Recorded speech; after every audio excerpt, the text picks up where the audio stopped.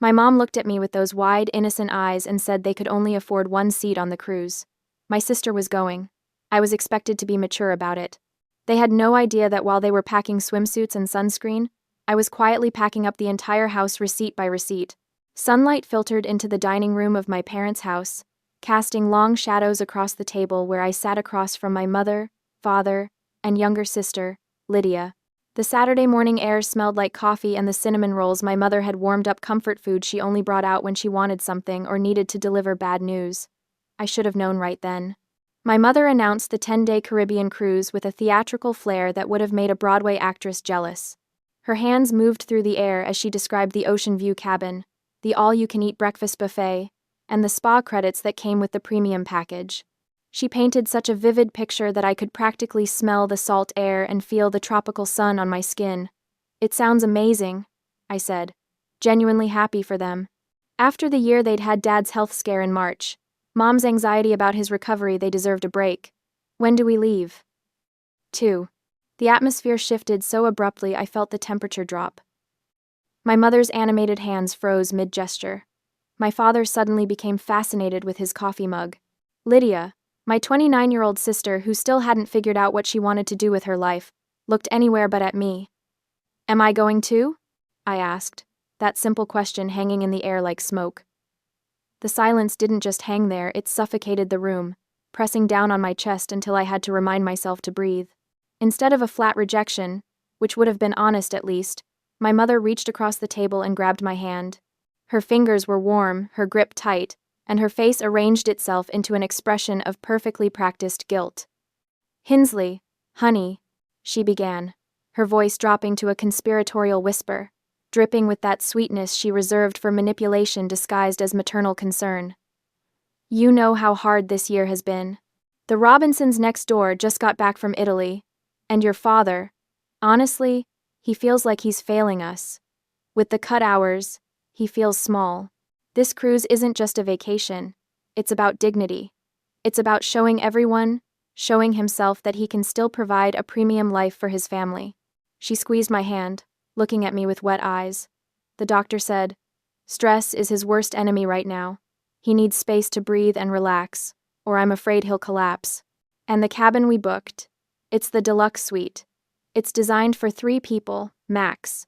Buying a 4th ticket would have tilted the budget from tight to impossible. You understand, don't you? You've always been the sacrifice hitter for this team, Hinsley. We need you to take one for the team so your father can feel like a king for 10 days. I wanted to point out that Dad's need for dignity had never stopped him from inviting his poker buddies over to crowd around the dining table I'd bought. But I stayed quiet. "And Lydia," Mom continued, her eyes getting misty on cue. "She's so fragile right now. The situation with Trevor really shattered her. She needs this trip to find herself, to heal, to remember who she is without a man defining her." Lydia nodded solemnly, playing her role to perfection. Never mind that she'd been the one who cheated on Trevor, or that she'd bounced back within a week by going out clubbing every night. My mother's phrasing, "the situation," was a masterclass in rewriting history to make Lydia the victim. Then came the killing blow, delivered with surgical precision. "You've always been the rock, Hinsley, the strong one, the responsible one." My mother squeezed my hand tighter. "We knew you'd be the only one mature enough to understand why we couldn't make it work for 4 people. You'll be fine holding down the fort, won't you? Someone needs to stay here, water the plants, collect the mail. You understand, don't you, sweetheart?" It wasn't a question. It was a command wrapped in flattery, a weaponized compliment designed to silence any protest before I could form one. My father finally looked up from his coffee mug, clearing his throat. "It's been a tough year financially, Hinsley. We had to make some hard choices to keep up appearances. But you know we'd bring you if we could afford it." The lie sat between us like a third presence at the table. I knew the truth they weren't saying. I'd seen the credit card statement on the counter last week when I'd been organizing their mail, another one of my unofficial responsibilities. The cruise was charged to a card with an 18% interest rate. They hadn't saved for this trip. They'd financed it to impress the neighbors. And when the bills came due in a few months, when Dad's cut hours and medical expenses made it impossible to pay the minimum, they'd come to me, just like they always did. I thought about the $300 I'd quietly transferred to their account last November when the heating bill was overdue. The $500 I'd loaned them in February that was never mentioned again. The countless times I'd picked up groceries and never been reimbursed because you were already at the store anyway. But I didn't argue. I didn't scream. I didn't flip the table or throw the cinnamon rolls against the wall, even though every cell in my body wanted to. I simply nodded. Of course, I heard myself say. I understand. You guys deserve this. My mother's face flooded with relief. Oh, honey, I knew you'd get it. You're such a good daughter. To understand why I didn't fight back in that moment, I need to explain the last 8 years of my life. At 26, fresh off a layoff from my first real job, I moved back home. It was supposed to be temporary 3 months, maybe 6. There was no lease, no rental agreement, just a verbal understanding that I'd help where I can while I got back on my feet. I got back on my feet within 4 months.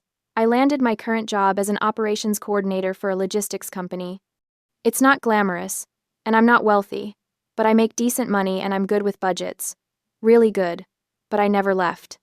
The help where I can evolved like a slow-growing tumor. First, it was contributing to groceries. Then the internet bill, because you use it the most for your work-from-home days. Then the electricity, because you leave your laptop charging overnight. Within a year, I was covering 3 utilities and buying household necessities whenever I noticed we were running low. Then came the furniture. The old sofa collapsed one Saturday morning, springs bursting through the cushions. I bought a replacement $1,200 for a decent sectional that would last. The television died during the Super Bowl. I bought a new one $800 for a smart TV with all the streaming capabilities my parents suddenly couldn't live without. The washer and dryer gave out 2 years ago. I replaced them both $1,500 because my mother said she'd never trust a used appliance again after our old one flooded the laundry room. Kitchenware, because our old pots were practically antiques. Dining table, because the old one was an embarrassment when we have guests. Small appliances, a new microwave, a coffee maker, a stand mixer. My mother insisted she needed and used exactly twice. Over $15,000 in total. I'd never added it up until recently, but the number lived in my mind now, a constant reminder. I wasn't wealthy. I was careful. I saved. I planned. Every purchase was a small sacrifice I told myself was temporary, an investment in family harmony. Meanwhile, Lydia lived like a bird, floating from one experience to another. She traveled to Mexico, to Colorado, to New York City. She went to concerts and music festivals. She changed jobs the way normal people change socks, never staying anywhere long enough to build savings or stability. And she was never asked to contribute a single penny, because she needs experiences, and she's still finding herself. I was 34. Apparently, I'd found myself years ago, and myself was a doormat. Saturday morning arrived with painful normalcy. The driveway bustled with activity suitcases being loaded, last-minute items being remembered. My mother's frantic energy as she triple-checked passports and boarding passes. I stood on the porch, watching the organized chaos like a spectator at someone else's life.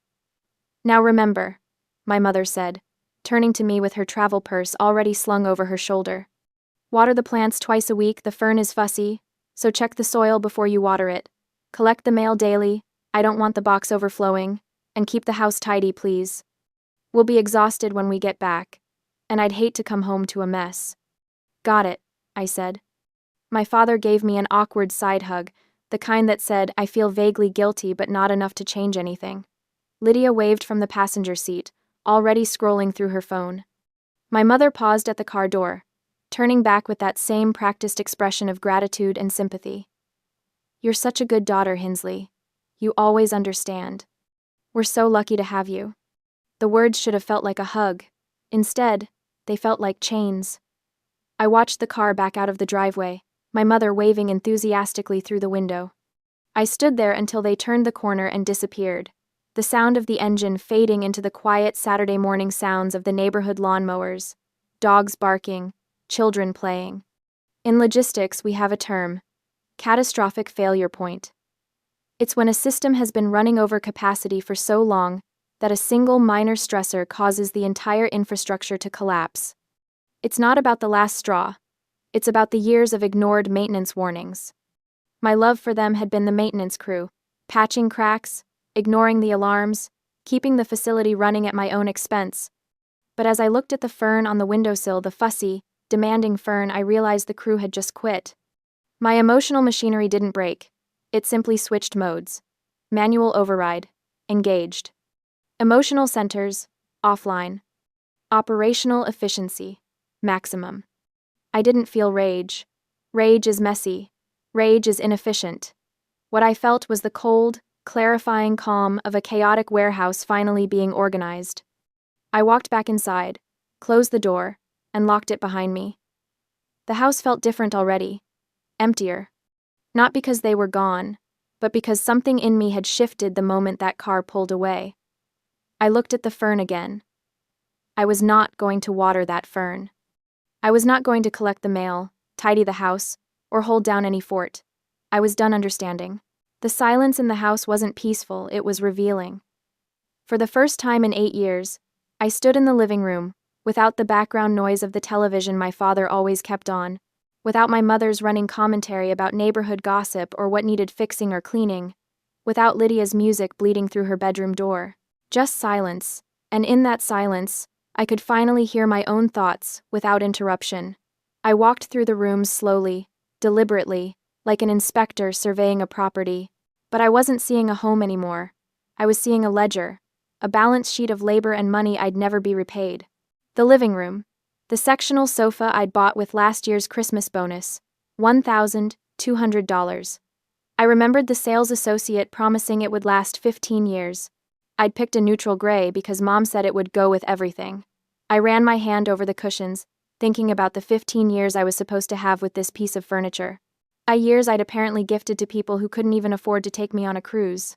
The entertainment center, the television $800, purchased over 6 months of monthly payments because dropping that much cash at once would have destroyed my emergency fund. I'd set up all the streaming services, taught Dad how to use the remote, and watched my recommendations fill up with shows I never picked. The dining room, the table I'd saved 3 months to buy, another $600 that somehow never got discussed as my table, but became the family table within a week. I traced my finger along the edge, remembering how proud I'd been when it was delivered. How stupid. The kitchen. The stand mixer, $300. The new coffee maker, $150. The set of pots and pans, $400, that replaced the embarrassing antiques my mother complained about. All of it top quality, because when I buy something, I buy it right. That was my philosophy: invest in good things that last. How ironic that I'd never applied that philosophy to relationships. The laundry room. The washer and dryer set. $1,500 total. Purchased after our old machine flooded the floor, and my mother had a complete breakdown about mold and water damage. I'd researched models for 2 weeks, read hundreds of reviews, and picked the most reliable consumer-rated set I could afford. These weren't just objects anymore. They were evidence. Evidence of a pattern I'd been too close to see. I climbed the stairs to my bedroom, the smallest of the 3, because Lydia needed the bigger one for her creative space, which mostly meant piles of clothes and abandoned hobbies. I sat at my desk and pulled open the bottom drawer, extracting a navy blue folder I'd kept since college. It was a habit from my work as an operations coordinator. I documented everything. Order numbers, tracking confirmations, delivery dates, warranties. I filed receipts not because I suspected anything, but because losing documentation drove me crazy. If something broke under warranty, I needed proof of purchase. If a company overcharged me, I needed evidence. It was professional habit, nothing more. Until now, I opened the folder. Bank statements going back 6 years, email confirmations from every major purchase, photos of receipts I'd snapped on my phone and forgotten about. Even a few handwritten notes I'd made during particularly expensive months, tracking where my money had gone. I spread them across my desk, like pieces of a puzzle. Only this puzzle, when assembled, showed a picture I'd been avoiding for years: my exploitation. Sofa, $1,200, check. Television, $800, check. Washer and dryer, $1,500, check. Dining table, $600, check. Kitchen appliances, $850, check. Kitchenware, $650, check. Monthly utilities I'd been covering: internet, $80, electricity averaged $150, water during summer months, $60, over 8 years. I opened my laptop and created a new Excel spreadsheet. Column A, item. Column B, cost. Column C, purchase date. Column D, current estimated value. My fingers moved across the keyboard automatically, that same efficiency I brought to logistics problems at work.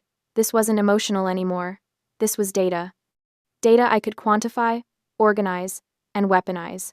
Total spent, $15,340. The number glowed on my screen like an accusation. $15,340. That was a decent used car. That was a year of rent. That was 6 months of savings I didn't have because I'd been furnishing someone else's life. This wasn't about the cruise. The cruise was just the final insult, the moment the pattern became impossible to ignore. This was about 8 years of being the responsible one, the rock, the daughter who always understands while being systematically drained. I closed the spreadsheet and sat back in my chair, staring at the ceiling. A water stain shaped like a cloud marked the corner, something I'd noticed 2 years ago and offered to have fixed. "Don't worry about it," Dad had said. "We'll get to it eventually." Eventually never came, but my contributions always did. The realization didn't crash over me like a wave. It crystallized, sharp and clear. I needed to leave, not eventually, not after the cruise. Not after having a family meeting, where I'd be gaslit into staying for just a little longer. Now, while they were gone. While I had 10 days to execute without interference. I opened my laptop again, but I didn't waste time browsing apartment listings or waiting for credit checks that take weeks. I'd learned long ago that residential moves are slow, bogged down by applications, reference checks, security deposit negotiations, and landlords who take forever to respond. Instead, I pulled up my corporate contacts from work. Our logistics company partners with corporate housing providers, furnished executive suites, designed for relocated employees, traveling consultants, people in transition, who need move-in-ready solutions immediately. I scrolled through my saved emails until I found it. Coastal Executive Suites. I'd booked accommodations there for visiting regional managers at least a dozen times. I knew their process. I knew their turnaround time. And I knew they valued corporate relationships, which meant minimal paperwork and fast approval. I called the direct line, bypassing the website entirely. "Coastal Executive Suites, this is Marcus." "Hi Marcus, this is Hinsley Graham with Davidson Logistics. I need an emergency 30-day booking for myself, personal situation. What do you have available for immediate occupancy?" "Let me check. We have a 1-bedroom ocean view suite available now. It's $2,500 for the month. All utilities included. Fully furnished. Kitchen stocked with basics. Would need a credit card hold and your corporate employee ID for verification." $2,500. It was expensive, almost double what I'd pay for a regular apartment. But I had a secret weapon. An emergency fund I'd been quietly rebuilding since the washer and dryer disaster 2 years ago, specifically for a catastrophic event. I just didn't realize until now that the catastrophic event would be my own liberation. Perfect. I'll take it. How quickly can you have the paperwork ready? Give me 2 hours, I'll email everything over. I hung up and stared at my phone. 2 hours. In 2 hours, I'd have a place to go.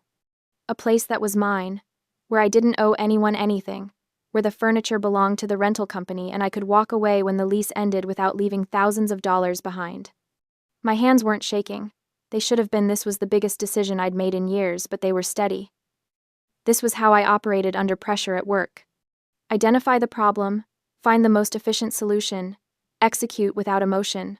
Hesitation was the enemy of logistics. I spent those 2 hours not panicking, but planning.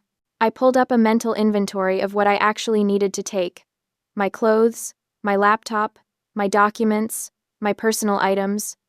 Everything else in this house, the furniture, the appliances, the kitchenware, belonged to me by purchase, but they could stay. Let them keep it. Let them realize exactly what I'd provided the moment it was gone. No, wait, not everything would stay. I walked back downstairs, through each room, taking mental notes. The sofa stays. The TV stays. The washer and dryer stay. But I'd take the coffee maker, the good one, the one I bought because I actually like good coffee. I'd take the stand mixer my mother used twice. I'd take half the kitchenware, the pieces I actually used when I cooked for myself. No, wrong approach. That was thinking like someone who still cared about being fair. New strategy.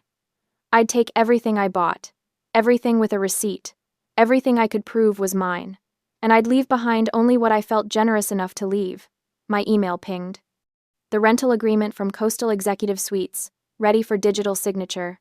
I read through it carefully, occupational hazard before signing. Move-in date, Tuesday. That gave me 3 days to execute the move during normal business hours, when none of the neighbors would question a moving truck. I set up mail forwarding online, effective Tuesday. My bank, my insurance company, my credit cards, all of it routing to the new address. On Sunday afternoon, sitting in my bedroom with signed contracts and a moving date secured, I felt something I hadn't felt in years. Control. I wasn't the daughter helping out anymore. I wasn't the rock, the responsible one, the mature person who always understands. I was Hinsley Graham, operations coordinator, and I was executing the most important logistics operation of my life, extracting myself from people who'd mistaken my competence for compliance. The plants could die, the mail could pile up, the house could sit empty and waiting. I had a beach view suite to move into, and 10 days to disappear before they ever knew I was gone. 2 days later, on a Tuesday morning that felt suspiciously ordinary, the quiet of the neighborhood was shattered by the low rumble of a professional moving truck backing into my parents' driveway. I had scheduled the movers for 8 a.m. sharp, early enough that most of the neighbors would already be at work, but late enough that I wouldn't look like I was sneaking around in the dark. The physical dismantling of my parents' house began with surprising efficiency. The crew chief, a stocky man with weathered hands and a clipboard, approached me at the front door. "Everything marked goes?" he asked, scanning the interior with professional indifference. I nodded, my throat tight but my resolve ironclad. Everything with a yellow tag, nothing else. Dough, and... I had spent Sunday afternoon walking through the house with a roll of bright yellow stickers, methodically marking every single item I had purchased over the past 8 years. The sofa, where my mother held court during her phone marathons, yellow tag. The flat-screen television my father watched for hours while I cooked dinner after work, yellow tag. The dining table where Lydia never helped clear dishes, yellow tag. The matching chairs, the washer, the dryer, the stand mixer in the kitchen, the coffee maker, the microwave, the bookshelf in the hallway, even the shower curtain in the main bathroom. Yellow tags everywhere, like a bizarre treasure hunt in reverse. The movers worked with the kind of practiced rhythm that comes from years of breaking down lives and reassembling them elsewhere. They wrapped the $1,200 sofa in thick blankets, securing it with industrial-strength tape. The $800 television was carefully nestled into a custom box. The washer and dryer, $1,500 as a set, were dolled out on reinforced hand trucks, their white surfaces gleaming in the morning light as they rolled down the front walk. I stood in the doorway, arms crossed, watching the systematic erasure of 8 years of financial servitude. Each item that disappeared into the truck was a weight lifted from my chest. The dining table, the chairs, the area rug from the living room, the kitchen appliances, the bedding from the guest room I had occupied before moving out years ago, the towels, the cookware, the dishes, all of it. Gone. I had intentionally left behind the items I didn't pay for, the things that existed in the house before I became the family ATM. My father's old, worn-out recliner sat in the corner, its brown fabric faded and pilling at the arms. A cheap brass lamp my mother had owned since the 80s stood on the floor beside it, its shade yellowed with age. Some dusty decorative pieces, ceramic figurines, and fake plants remained on the mantel, untouched by yellow tags. Those things weren't mine to take. I wasn't a thief. I was simply reclaiming what belonged to me. As the movers cleared the living room, the space transformed before my eyes. What had once been cluttered and suffocating became vast and hollow. The hardwood floors, usually hidden beneath furniture and rugs, stretched out bare and scuffed. Dust bunnies cowered in the corners where the sofa had stood. The walls looked naked without the television mounted on the center wall. And there, in the midst of all that emptiness, sat my father's recliner. I stared at it for a long moment, feeling something sharp and complicated twist in my chest. That chair, that pathetic, threadbare chair, was the only real furniture left in the entire living room. It looked absurd sitting there alone, a monument to dysfunction, An idea struck me with the force of poetry. I walked across the empty room, my footsteps echoing in the hollow space. Bending down, I gripped the sides of the recliner and began to drag it toward the center of the room. The old chair protested, its legs scraping against the floor with an awful screech, but I persisted. When I reached what I estimated to be the exact center of the living room, I stopped. With precise, deliberate movements, I straightened the chair. I adjusted it left, then right, eyeing the angles from different positions in the room until it was perfectly centered. I stepped back, studying my work with the critical eye of an artist evaluating a gallery installation. There. Perfect. The recliner sat alone in the vast, empty void like a throne in an abandoned kingdom. It was a visual representation of the irony that had defined my life for nearly a decade. I had just treated that worthless chair with more care, more respect, and more consideration than my parents had ever shown me. The room didn't feel sad. It felt honest. "That's the last of it," the crew chief called from the front door. "We're heading to the executive suite now. You following us there?" "Yes," I said, taking one last look around. "I'll be right behind you." My friend Paige Holloway met me at the executive suite to help me settle in. She arrived carrying 2 iced coffees and wearing her trademark leather jacket, her auburn hair pulled back in a messy bun. Paige had been the first outsider to validate my reality when I finally confessed the extent of my family's financial exploitation months ago. "Holy hell, Sadie," she breathed, stepping into the furnished apartment. "This place is gorgeous." It really was. Floor-to-ceiling windows overlooked a slice of ocean in the distance. The kitchen had granite countertops and stainless steel appliances. The bedroom was spacious enough for a queen bed and a proper dresser. The furniture I'd brought from my parents' house, my furniture fit perfectly in the living room. As we unpacked boxes in the new space, arranging throw pillows and hanging artwork, my phone buzzed on the kitchen counter. I glanced at the screen. "Mom. Mobile." My stomach clenched. They were calling from the cruise, probably checking if I had watered their ridiculous plants like the obedient daughter they assumed I'd always be. I stared at the screen, watching it light up and vibrate with each ring. Paige looked over, saw the name, and raised her eyebrows in silent question. I shook my head. The phone rang and rang until it finally went to voicemail. Seconds later, it buzzed again, a voicemail notification. I didn't listen to it. I turned the phone face down on the counter and went back to unpacking. "You okay?" Paige asked quietly. "I'm perfect," I said, and I meant it. I spent the rest of the week settling into my new life. The executive suite became my sanctuary, a place where nobody demanded anything from me, where I could eat cereal for dinner if I wanted, where the only person I had to answer to was myself. The peace was terrifying at first. I kept expecting my mother to call with some emergency, some crisis that required my immediate financial intervention. I kept anticipating my father's guilt-tripping texts about his health, but my phone stayed quiet. They were on a cruise ship somewhere in the Caribbean, blissfully unaware that their safety net had vanished. Every morning, I woke up in my own space. I made coffee in my own coffee maker. I sat on my own sofa and looked out at the ocean. At work, I focused on logistics reports and shipping schedules with a clarity I hadn't felt in years. Mark Feldman, my manager, commented that I seemed different, lighter, somehow. "Big changes," I said vaguely, and he didn't press. But despite the peace, despite the rightness of what I had done, I couldn't fully relax. The clock was ticking. As Sunday evening approached, I found myself standing at my apartment window, watching the sky turn a bruised purple. Somewhere out there, a plane was landing. A cruise ship was docking. My parents and Lydia were returning to reality. I was safe in my new apartment, surrounded by my own belongings and my own choices. But I knew with the absolute certainty of someone who had spent 34 years learning the patterns of dysfunction that the storm was about to make landfall. The sun had barely set on Sunday evening when my phone began buzzing incessantly on my nightstand. I was in the kitchen making tea when the notifications started rolling in text after text, call after call, all from numbers I recognized. Then my phone lit up with a message from Paige, a photo. I opened it, my heart hammering. The image showed my parents' house from the outside. In the frame stood my mother, my father, and Lydia, all frozen at the front door. My mother's hand was on the doorknob, but she was staring straight ahead through the open door into the house. Even in the grainy photo, I could see the shock on her face. Behind them, Lydia's expression was pure disbelief, her mouth slightly open as she stared into the completely empty living room. They had returned to a shell of a house. My phone immediately started ringing. Mom. Dad. Mom again. Lydia.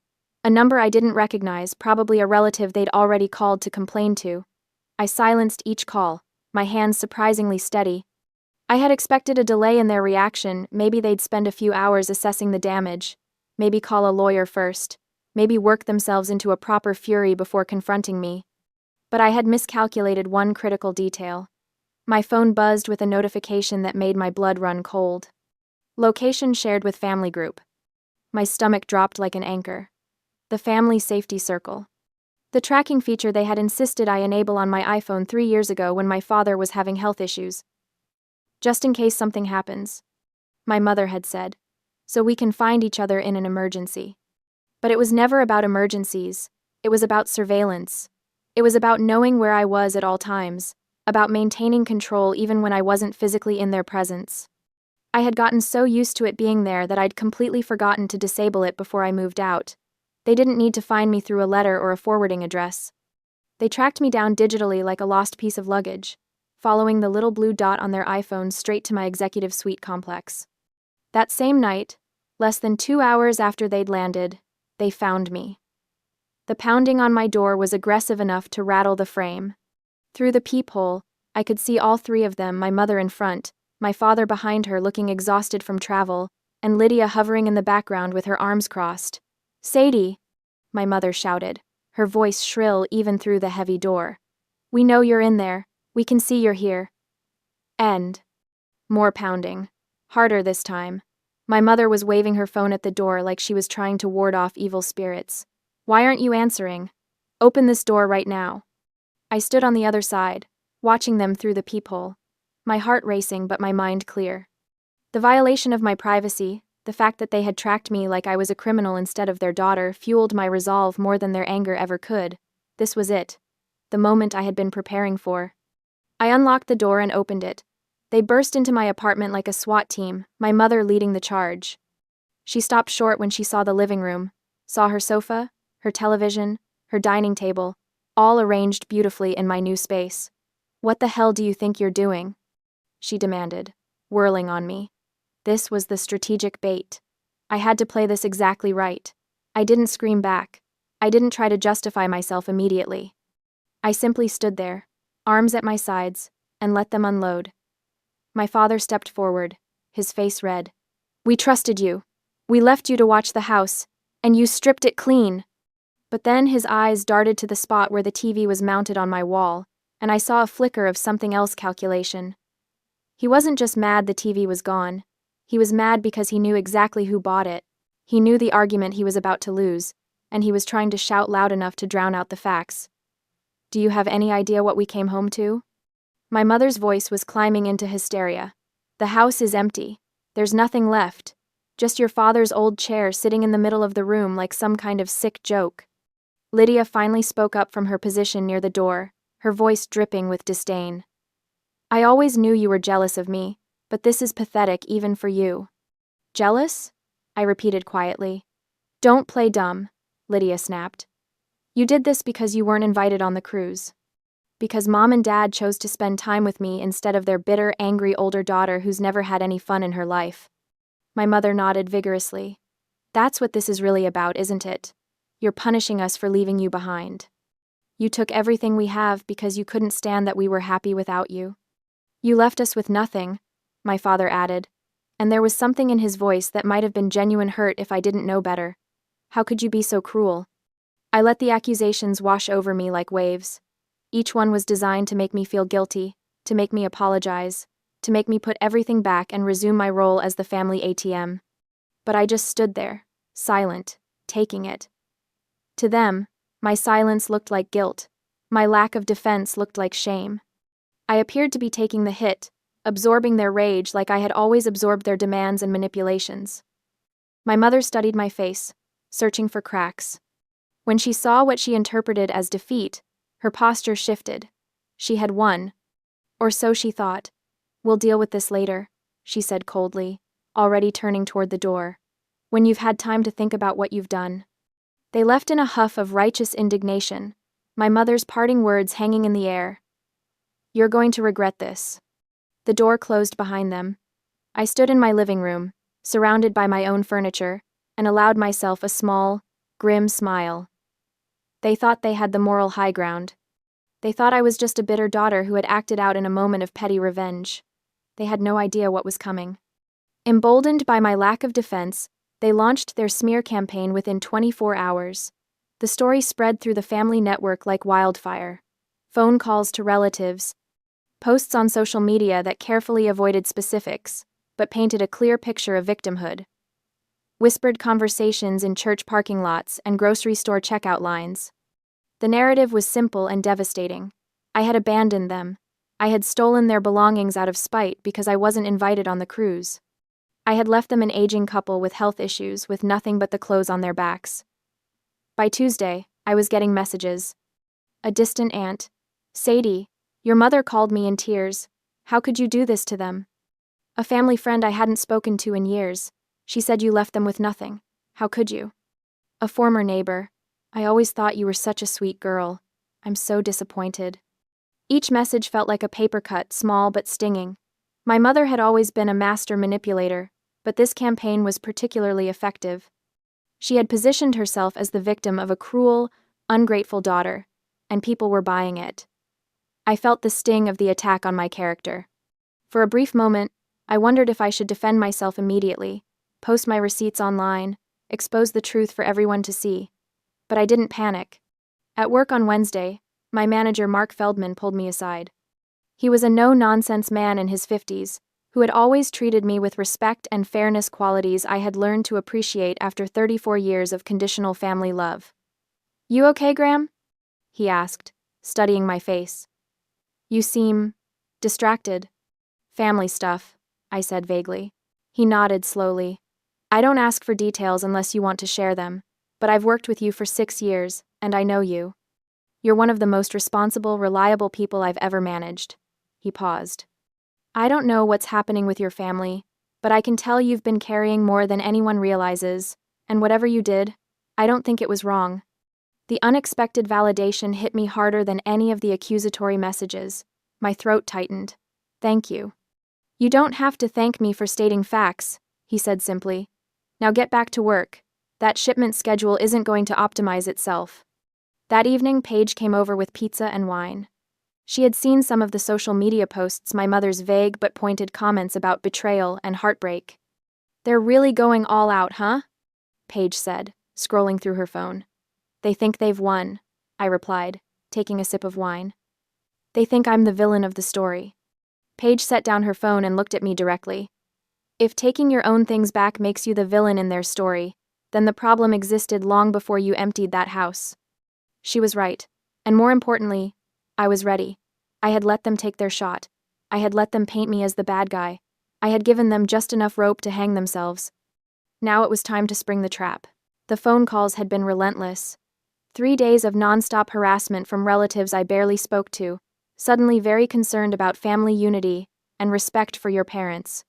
Aunt Carol, who hadn't invited me to Thanksgiving in 5 years, left a voicemail calling me selfish and cruel. Uncle Jim texted paragraphs about how disappointed Grandma would be, never mind that Grandma had been dead for 7 years and never met half the furniture they were crying about. The smear campaign was working exactly as Mother had designed it. I was the ungrateful daughter, the thief, the one who abandoned her poor, struggling parents while they were on vacation. I let them talk. I let the rumors spread like wildfire through our extended family's group chats and Sunday dinner gossip sessions. I didn't defend myself, didn't explain, didn't justify. I just waited. Because I knew something they didn't. The truth had receipts. The meeting was Mother's idea. Naturally. She called it a family discussion to resolve this situation. Her voice on the phone had that practiced tremor, the one she used when she wanted people to think she was barely holding it together. We need to talk about this, Hinsley. Face to face. Like adults. I agreed immediately. Too immediately. Probably, because there was a pause on her end, a flicker of uncertainty before she recovered. Tomorrow. 2 o'clock. At the house. I'll be there, I said. She expected an apology. She expected me to crack under the pressure of family judgment, to feel so guilty and ashamed that I'd bring everything back and beg forgiveness. She expected me to fold, the way I always had. I packed my iPad and a 3-ring binder into my messenger bag and drove to the house that no longer felt like home. They were waiting in the empty living room when I arrived, all 3 of them arranged like a tribunal. Mother sat in Father's old recliner, the only piece of furniture left in the entire house, positioned dead center in the room like a throne. Father stood beside her, arms crossed, trying to look stern despite the fact that he was leaning heavily on his cane. Lydia perched on the windowsill, scrolling through her phone with studied disinterest. The room echoed, every footstep, every breath. The absence of furniture made the space feel enormous and hostile. "You came," Mother said, as if she doubted it. "You asked me to." "We demanded it," Father corrected. "This has gone far enough, Hinsley." I set my bag down carefully on the floor and straightened. "I agree." Mother's eyes narrowed. "Then you understand why we're upset. You stole from us." "I took what was mine." "Family property." "No." My voice cut through hers, sharp and clean. "Not family property. My property. Purchased with my money. And I can prove it." I reached into my bag and pulled out the binder, first a thick, color-coded beast organized with the kind of precision that came from 8 years of running logistics operations. I set it on the floor between us with a satisfying thud. Then I pulled out my iPad, tapped it awake, and turned it to face them. "Everything I removed from this house," I said, my voice perfectly steady, "is something I paid for, and I have documentation for every single item." I opened the binder to the first tab section. Let's start with the living room. The spreadsheet on my iPad was a thing of beauty, color-coded, cross-referenced, sortable by date, by room, by cost. I'd spent 2 full evenings building it, importing data from 8 years of bank statements, credit card records, and email receipts. Every purchase, every payment, every proof. The sectional sofa. I tapped a line on the spreadsheet. Lane Furniture. Model Harper. $1,200. Here's the credit card statement. Here's the delivery receipt with my signature. I slid the relevant pages from the binder across the floor. Mother stared at them like they were written in a foreign language. The television. Samsung. 65-inch 4K. $800. Purchased when the old one died. Best Buy receipt. Extended warranty in my name. Another page. Another line highlighted on the screen. The coffee table. The end tables. The lamps. The area rug.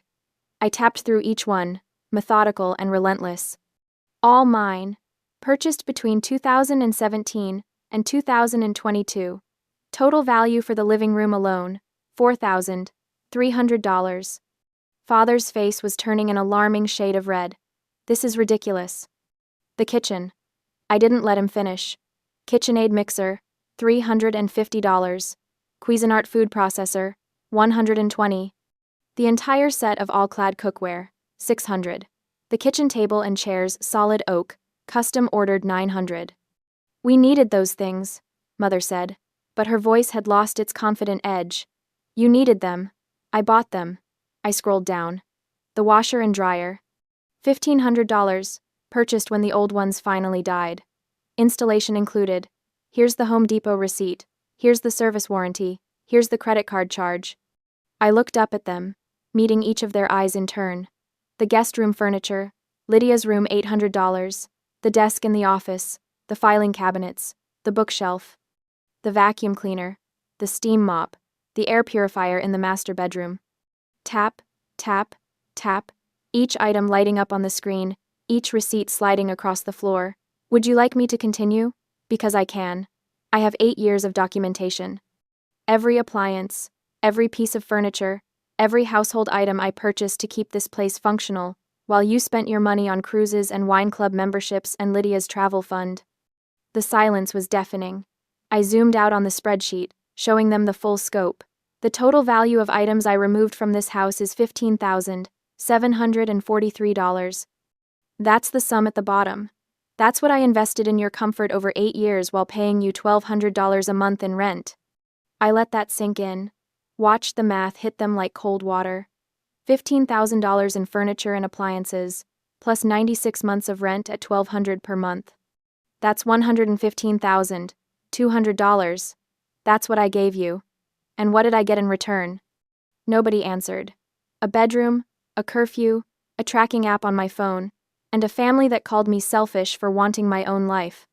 Mother's mouth opened and closed. Father looked at the papers scattered on the floor like they might spontaneously combust. Lydia had finally stopped scrolling, her phone forgotten in her lap. You said I stole from you, I continued, my voice still calm, still professional. But the truth is, you've been stealing from me for 8 years. You took my money, my time, my independence, and my dignity. You took and took and took, and you called it family. I closed the binder with a decisive snap. The only thing I took was what already belonged to me, and if you want to dispute that, I suggest you find a lawyer. Because I guarantee you won't like what they tell you about the legal definition of theft. The power in the room had shifted so completely it was almost visible. The empty space that was supposed to intimidate me, supposed to show me the destruction I'd caused, it showed them instead. It showed them exactly how much I'd carried, how much I'd provided, how much they'd depended on someone they treated like a servant. Mother tried one more time. We're still your parents. And I'm still your ATM, apparently. I picked up my iPad and tucked it back into my bag. But that account is closed now, permanently. I left the binder on the floor, a parting gift. Let them sit with it. Let them read through 8 years of evidence that they'd been exploiting me while calling it love. The meeting with Lydia happened 3 days later. Her idea, communicated through a terse text. Can we talk? Just us. That diner you like near the beach. I almost said no. Almost. But I wanted to see if she'd finally acknowledge her role in this, or if she'd keep playing the innocent bystander. She was already there when I arrived, sitting in a booth by the window, her usual spot when we used to meet for brunch. She looked tired, no makeup, hair in a messy ponytail, wearing a sweatshirt I'd bought her for Christmas 2 years ago. Hey, she said when I slid into the seat across from her. Hey. We ordered. She got the avocado toast and an iced latte. I got a turkey club and coffee. We ate in near silence, the kind of uncomfortable quiet that used to be filled with her stories about travel plans or whatever drama was happening in her friend group. The check came on a small black tray, placed exactly in the center of the table. Lydia glanced at it, then went back to her phone, scrolling, waiting. I watched her for a moment, this woman I'd protected and subsidized and enabled for years, my little sister, the golden child, the one who never had to worry because I worried for her. I picked up the check, calculated my portion, sandwich, coffee, tip, and placed 2 bills on the tray. $18 exactly. That's mine, I said, standing up. Lydia's head snapped up. She stared at the money, then at me, her expression shifting from confusion to comprehension, to something like shock. Wait, what? My share. $18. I slung my bag over my shoulder. Your total is about 22. They take card at the register. Hinsley. Her voice cracked slightly.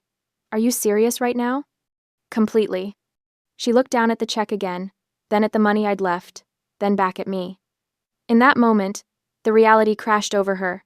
Not the furniture, not the move, but this. This small, everyday interaction we'd had dozens of times, where I always paid because I always paid for everything. I can't believe you're doing this over $20, she said, but there was no heat in it, just disbelief. It's not about $20, Lydia. It's about the fact that you expected me to pay. Just like you expected me to pay for everything else.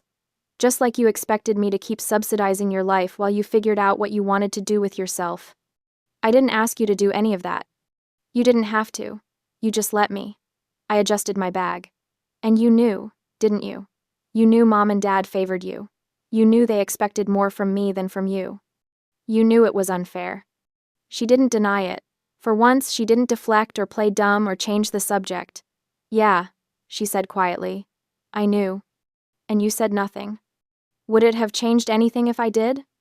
It would have meant you saw me, really saw me, instead of just enjoying the benefits of my sacrifice. Lydia's eyes were shining now, but I felt nothing. No guilt, no sadness, no desire to comfort her. I'm sorry, she whispered. I'm sure you are. Sorry, it's over, probably. I headed for the door, then paused and looked back. Your tab's still on the table. Better handle it before they think you're dining and dashing. I left her there, staring at a $22 check like it was a mirror showing her something she didn't want to see. The smear campaign died within a week. Hard to call someone a thief when they have 8 years of receipts proving ownership. Hard to paint someone as cruel when they have documentation showing they paid over $100,000 in rent and expenses. I didn't blast my defense all over social media. I didn't need to. I simply responded to the family friends who reached out: Aunt Carol, Uncle Jim, a few cousins, with calm, factual corrections. I understand my parents told you I stole from them. That's not accurate. Everything I took, I purchased. I have receipts if you'd like to see them. Most didn't ask for proof. The confidence in my voice was proof enough. The narrative crumbled because it was built on a lie, and lies can't withstand the weight of truth, especially truth that comes with spreadsheets. Mother called 2 weeks later. We need to talk. Your father and I want to apologize. I met them at a cafe downtown, neutral territory, public space, limited time. They looked older somehow, diminished. Father's cane seemed more necessary than performative. Mother's makeup couldn't quite hide the stress lines. We're sorry, Father said first. We never realized how much you were doing, how much you were carrying. But his tone had that edge, that subtle inflection that made it my fault for not speaking up sooner, for not making my burden more visible. We thought you wanted to help, Mother added. We thought it made you happy to contribute to the family. I stirred my coffee slowly, watching the cream swirl into patterns.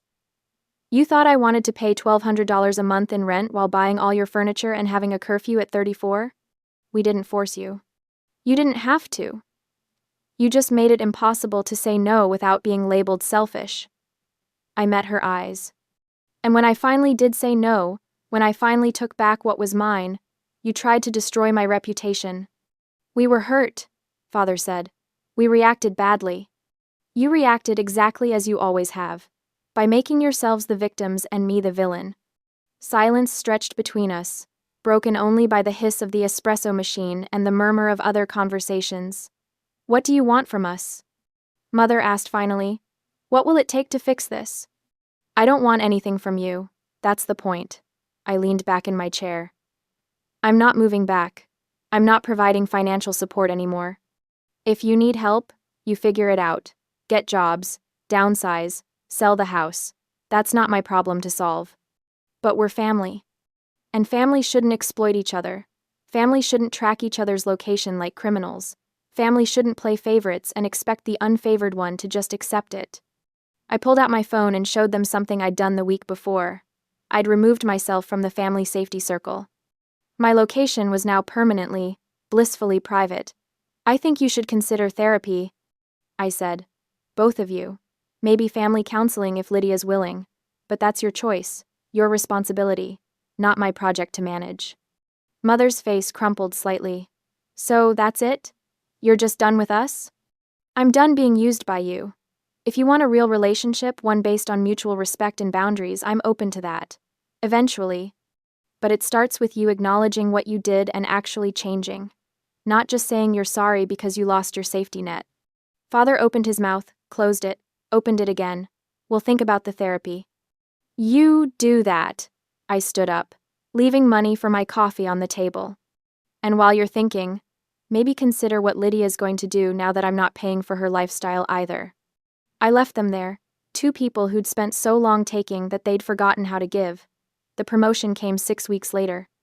Mark called me into his office on a Thursday afternoon, his expression unreadable. Close the door. My stomach dropped. Had something gone wrong? Had they found some mistake in my work? Your organizational system for the Henderson account, he said, pulling up something on his computer.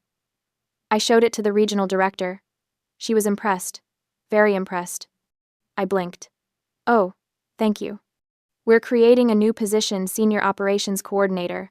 It comes with a significant raise and your own team. He turned the monitor toward me, showing a job description that made my heart race. I'd like to offer it to you. The salary was $30,000 more than I currently made. $30,000 that would go into my savings, my investments, my future, not into someone else's mortgage or vacation fund. I accept? I said, my voice steady despite the joy flooding through me. Good. Mark smiled. Something rare for him.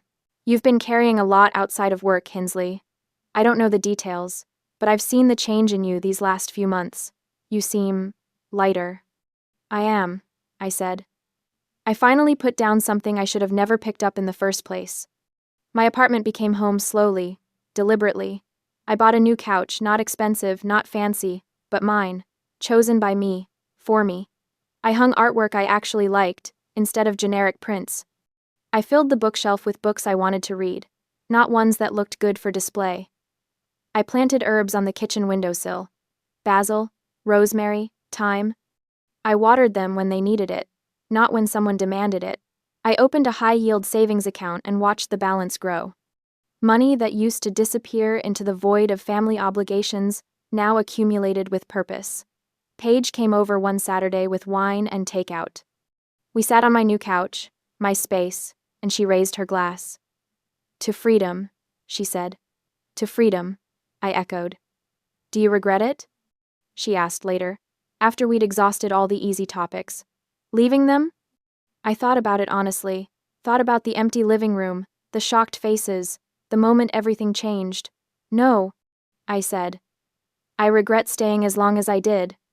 I regret all the years I let them convince me that sacrifice equaled love. But leaving? I shook my head.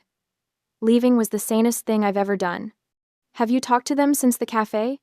Mother texts occasionally, lukewarm attempts at connection. Father sent a birthday card. I shrugged. Lydia got a job, apparently. Retail.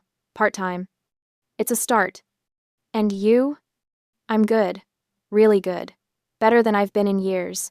I looked around my apartment. Small, modest, but entirely mine. I'm not lonely. I'm not guilty. I'm just free. I look back now at the moment I walked out of that house with my things loaded into a truck, and I see it clearly. I didn't leave to punish them. I didn't leave for revenge or to teach them a lesson. I left to stop being used. I left to reclaim the life I'd put on hold for people who valued my utility more than my humanity. I left because staying would have killed something essential in me, the part that knew I deserved better, that believed I was worth more than an ATM with a heartbeat. They didn't recover quickly. The house went on the market 6 months later, too big, too expensive without my contributions. They downsized to a condo, made adjustments, faced consequences. But I recovered. I recovered the moment I drove away with my furniture and didn't look back. Some people call it selfish. I call it survival. Some people call it cruel. I call it necessary. Some people say family should forgive anything. I say family shouldn't require forgiveness for basic respect in the first place. I am not their villain. I am not their victim. I am simply someone who finally chose herself. And that choice, that single decision to value my own life as much as I'd valued theirs, changed everything. The apartment is quiet tonight. Peaceful. The kind of silence that feels like contentment instead of loneliness. My herbs are thriving on the windowsill. My savings account is growing. My career is flourishing. And I am free. Finally. Completely. Unapologetically free.